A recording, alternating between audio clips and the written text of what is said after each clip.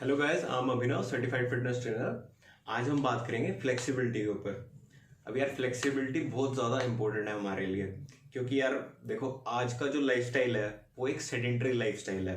ज़्यादातर लोग अपने जो नॉर्मल लाइफस्टाइल होता है उसमें एक्टिव नहीं है। उससे पता है क्या हो रहा है, हमारी बॉडी में ना यार बहुत ज़्यादा टाइप के पोस्चरल इम्बैलेंसेस बन जाते हैं। जैसे आपने देखा ही होगा, लोग ऐसे बैठते हैं, उनकी बैक राउंड हो जाती है। और यार एक लोअर बैक पेन तो बहुत ज़्यादा कॉमन है। लगा लो कि आप 90% से ज़्यादा लोगों को अपनी लाइफ में एक ना एक बार लोअर बैक पेन होता ही होता है। तो उसमें भी एक काफ़ी बड़ा रोल आ जाता है फ्लेक्सिबिलिटी का। तो यार फ्लेक्सिबिलिटी होती क्या है? फ्लेक्सिबिलिटी का यार जो सिंपल मीनिंग होता है ना, वो होता है रेंज ऑफ मोशन। किसी भी आपके जो जॉइंट्स है उसकी अगर आप कंप्लीट रेंज ऑफ मोशन में मूवमेंट कर सकते हो तो इसका मतलब कि आप फ्लेक्सिबल हो। अब यार फ्लेक्सिबिलिटी के लिए हमें करनी पड़ती है स्ट्रेचिंग। अब स्ट्रेचिंग भी मेनली दो टाइप्स की होती है, एक होती है डायनेमिक स्ट्रेचिंग, एक होती है स्टैटिक स्ट्रेचिंग। यार डायनेमिक स्ट्रेचिंग तो यार वो होती है जैसे जब आप वार्म अप करते हो किसी भी वर्कआउट के लिए या किसी भी ट्रेनिंग के लिए, तो आप कुछ मूवमेंट्स परफॉर्म करते हो। फॉर एग्जांपल जैसे स्क्वाट्स लगा रहे हो या लंजेस लगा रहे हो।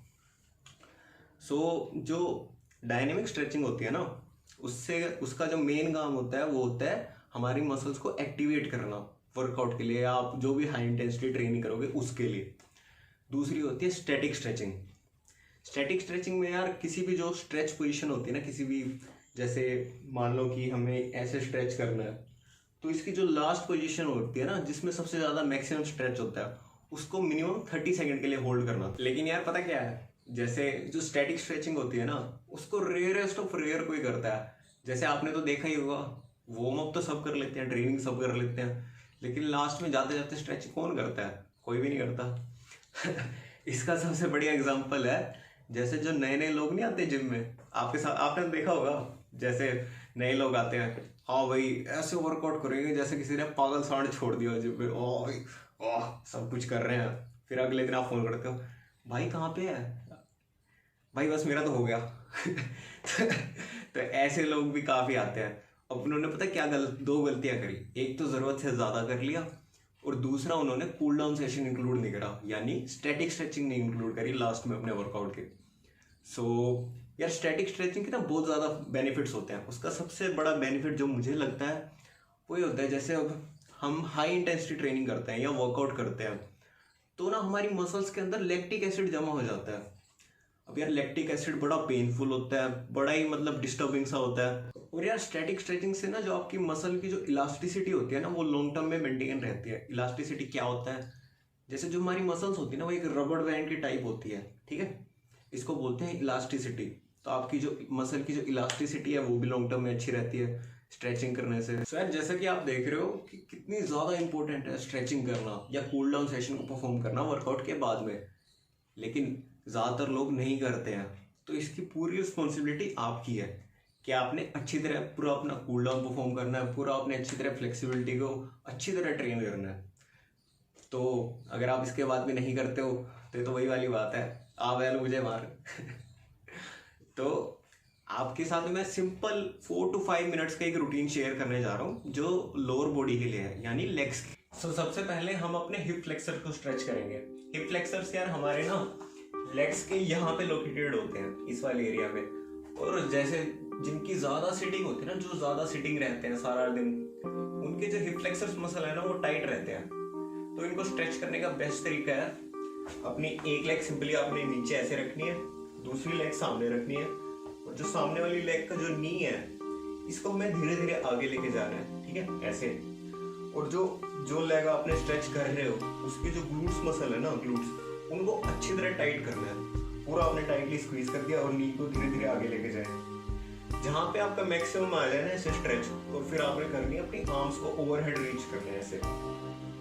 इस वाली पोजीशन को आपने करना है 30 सेकंड के लिए होल्ड। यार इसके बाद हम स्ट्रेच करेंगे अपनी हैमस्ट्रिंग्स को।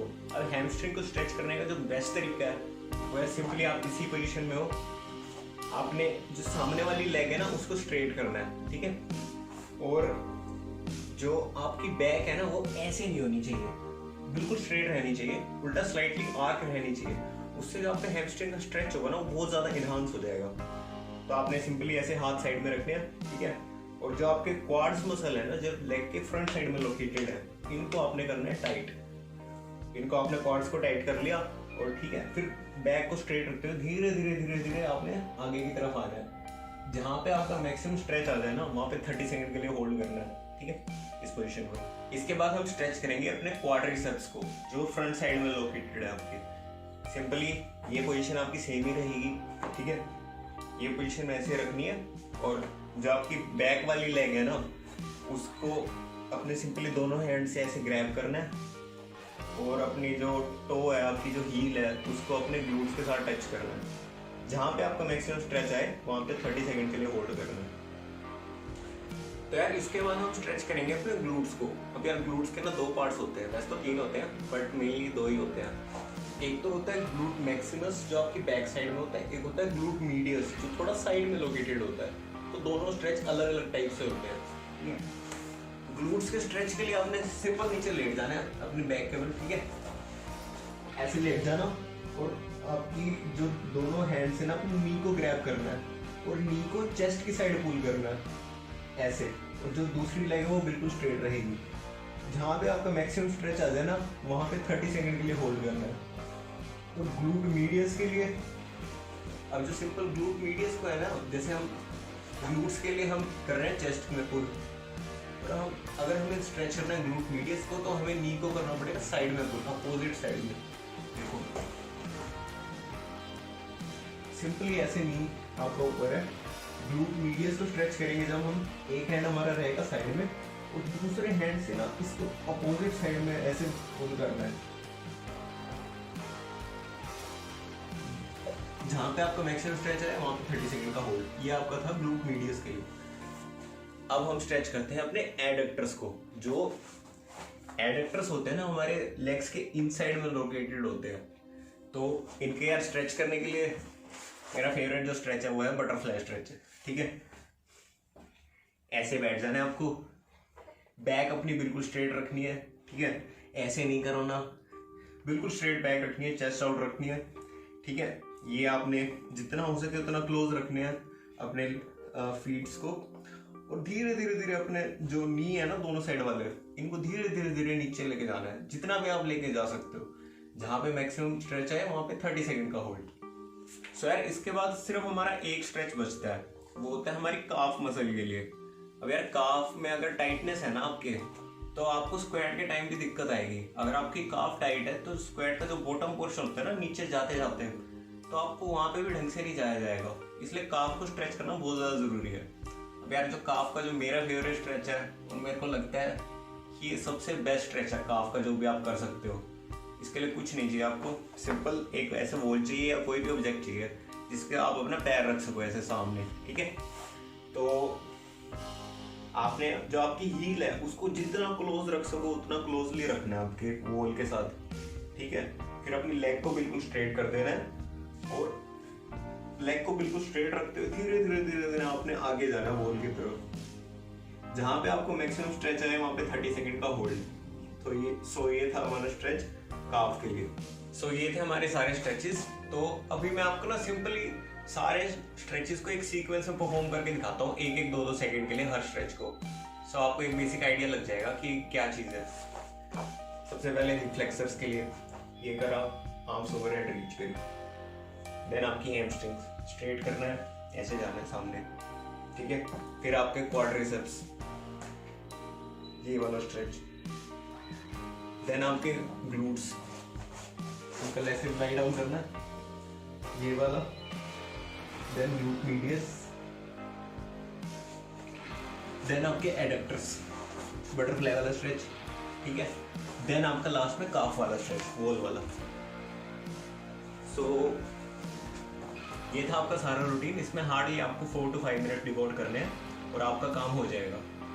ये था छोटा सा रूटीन जो लोअर बॉडी की स्ट्रेचिंग के लिए आप यूज़ कर सकते हो, और इसमें कोई ज़्यादा टाइम भी नहीं चाहिए, तो कोई एक्सक्यूज़ भी नहीं बनता कि हमारे पास टाइम नहीं है, ये नहीं है, वो नहीं है। तो सिंपल ये रूटीन है जो आप यूज़ कर सकते हो। यार लास्ट में मैं सिर्फ इतना ही कहूँगा कि सारी चॉइस आपकी है कि आप लॉन्ग टर्म में अपने जो भी ट्रेनिंग है, वर्कआउट है, उसको लाइफ लॉन्ग करना चाहते हो या नहीं। ये आपने अपने आप से पूछना है कि मेरे को अगर लाइफ लॉन्ग करना है तो यार उसके लिए स्ट्रेचिंग तो करनी ही करनी है, कोई ऑप्शन नहीं है हमारे पास। ये रूटीन हमें फॉलो करना ही करना है, या ऐसे सिमिलर जो रूटीन है, मैं ज़रूरी नहीं कह रहा कि यही करो, लेकिन करो। तो आपके आपके ऊपर छोड़ता हूँ मैं कि आपने लॉन्ग टर्म में जो भी अपनी ट्रेनिंग है, वर्कआउट है, या जिम की जो भी लाइफ है, उसका आप लॉन्ग टर्म में करना चाहते हो या नहीं, या सिर्फ आपको शॉर्ट टर्म में करनी है। So choose wisely. Thank you, bye.